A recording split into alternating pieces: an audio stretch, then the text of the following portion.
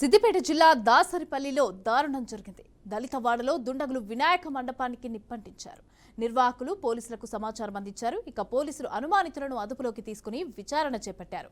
అయితే ఈ దురాఘాతానికి పాల్పడిన దుండగులను కఠినంగా శిక్షించాలని దళిత సంఘాలు డిమాండ్ చేస్తున్నాయి. ఒక కుల వివక్షత అనేది దేవుని దగ్గర కూడా కుల వివక్షత చూపించడం అనేది కరెక్ట్ కాదు. ఇది దేవుడు అనేటోడు ప్రతి ఒక్కరికి దేవుడే. అలాగే ఈ కాలంలో కూడా చదువుకునే రోజుల్లో కూడా కుల వివక్షత చూపించడం అనేది కరెక్ట్ కాదు. అలాగే ఈ విషయంపై పెద్దలు గ్రామస్తులు కూడా ప్రతి ఒక్కరు తల పిల్లలకైనా ప్రతి ఒక్కరికి కుల వివక్షగా అందరం సమానమే అని చెప్పుకోవాల్సింది కోరుతున్నాను. మేము ప్రతి ఒక్కరు కులము మీరు తక్కువలు మేము ఎక్కువలు అనేది అలాంటివి కాకుండా అందరూ సమానమే. డాక్టర్ బిఆర్ అంబేద్కర్ రాసిన రాజ్యాంగము మాకొకరికే వర్తించట్లేదు.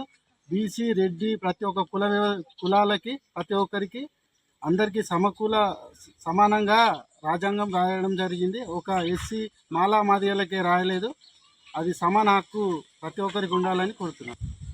గ్రామం దాసర్లో కూడా ఎస్సీ వార్డుల వినాయకుని పెడితే అర్ధరాత్రి 12:30 రాత్రికి ఒక 5 వ్యక్తులు వచ్చి వినాయకుడిని ధ్వంసం చేసి కాలబెట్టి అగ్గిపులో అగ్గిపెట్టడంతో కాలబెట్టి ఈరోజు చిన్న వినాయకుడిని తీసుకొని పోగా ఇలా దళితుడు అంటే అంత ఘోరంగా చూడడం ఇలా ఇంత మటుకు కరెక్ట్ అనేది మేము ఇప్పుడు గత ఒక ఏడాది నుంచి ఇలా పోరాడుతున్న వాళ్ళతో